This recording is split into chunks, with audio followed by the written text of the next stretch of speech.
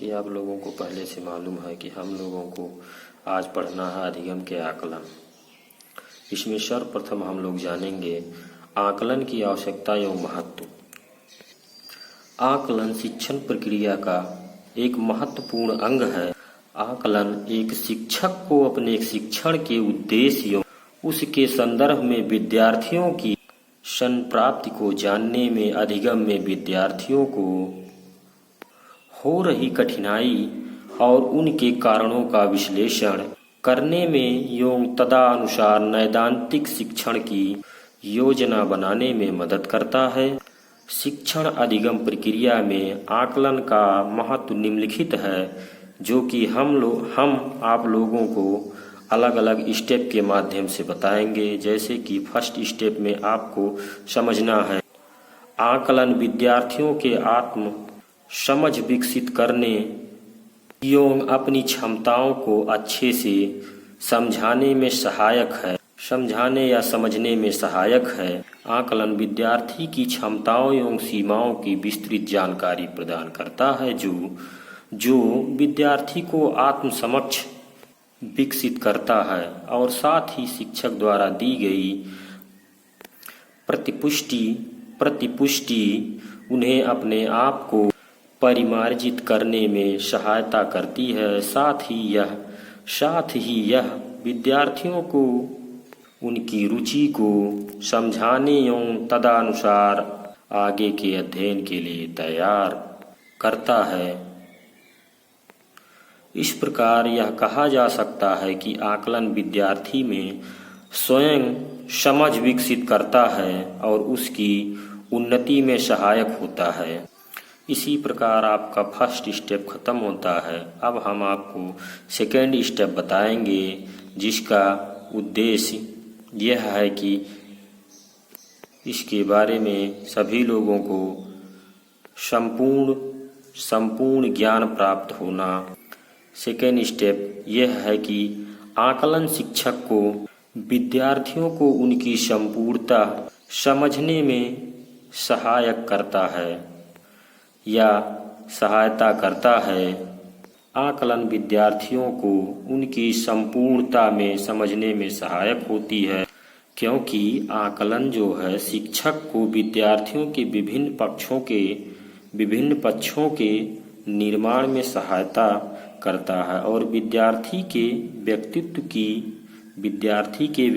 की महत्वपूर्ण जानकारी प्रदान करता है। आकलन को शिक्षक को विद्यार्थियों की शक्तियों व सीमाओं की संपूर्ण जानकारी प्राप्त हो सकता है। प्रभावी शिक्षण हेतु विद्यार्थियों के सभी पहलुओं की जानकारी शिक्षक के लिए आवश्यक है, क्योंकि जब तक वह बालक की क्षमताओं एवं सीमाओं को नहीं जानेगा, वह विद्यार्थी को उपयुक्त मार्गदर्शन नहीं दे सकता और ना ही उसकी समस्याओं का समाधान कर सकता है। इस कार्य में आकलन की भूमिका अत्यंत महत्वपूर्ण है, क्योंकि शिक्षक विभिन्न प्रकार के उपकरणों एवं प्रविधियों की सहायता से विद्यार्थी के संबंध में सूचना प्राप्त करने में सहायक है, ताकि शिक्षण अधिगम प्रभावी हो सके। इस प्रकार आपका सेकेंड स्टेप भी समाप्त होता है। अब आप लोगों को थर्ड स्टेप की जानकारी देंगे, जो कि आकलन विद्यार्थियों के लिए अभिप्रेरणा का काम करता है। थर्ड स्टेप आपका यही है कि एक व्यापक आकलन विद्यार्थियों के लिए प्रेरणा का काम करता है। जब विद्यार्थियों को उनकी संप्राप्ति की व्यापक जानकारी दी जाती है, उन्हें उनके मजबूत बिंदुओं द्वारा उन बिंदुओं जहां पर उन्हें अधिक मेहनत की आवश्यकता होती है उसकी जानकारी हो जाती है। तब वे अपने प्रदर्शन में सुधार के लिए सही दिशा में श्रम करते हैं। साथ ही उनके मजबूत पक्षों की जानकारी भी उनका आत्मविश्वास बढ़ाती है। जैसे हम लोग उदाहरण के लिए, यदि कोई विद्यार्थी छात्र के परीक्षा में कक्षा में उच्च स्थान प्राप्त करता है, तब उसका आत्मविश्वास बढ़ता है और जिस प्रकार वह इस कक्षा में अव्वल आया है, उसी प्रकार वह मेहनत करता है कि अगले कक्षा में भी वह अव्वल आवे, ताकि उसका आत्मविश्वास और बढ़ जाए। इसी प्रकार हम लोगों का 3rd स्टेप खत्म होता है। अब हम आप लोगों को बताएंगे 4th स्टेप में, जो कि अधिगम उद्देश्य की प्राप्ति की जानकारी एवं उसके मूल्यांकन में। यही आपका 4th स्टेप है। शिक्षण प्रक्रिया में शिक्षक सर्वप्रथम अपने शिक्षण के निर्धारण करता है और फिर उन्हीं उद्देश्यों के आधार पर वह छात्रों को शिक्षित करता है। आकलन वह है, एक शिक्षक को अवसर प्रदान करता है कि वह जान सके कि उसके विद्यार्थियों में वांछित व्यवहार परिवर्तन हुआ है या नहीं।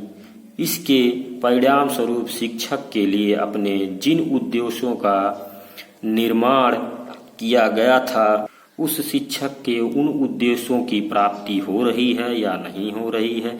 शिक्षण अधिगम की प्रक्रिया सही दिशा में आगे जा रही है या नहीं जा रहे हैं। यदि नहीं तो उसके क्या कारण हैं और उन्हें दूर कैसे किया जा सकता, या फिर उसकी शिक्षण उद्देश्य की समीक्षा करने की आवश्यकता तो नहीं है। इस प्रकार का आकलन के द्वारा एक ओर तो शिक्षक विद्यार्थियों की वांछित दिशा में अधिगम की जानकारी तो प्राप्त करता ही है, साथ ही यह अधिगम उद्देश्य के मूल्यांकन एवं उसमें अनुपयुक्त परिवर्तन आवश्यकता अनुसार करने में भी मददगार होती है।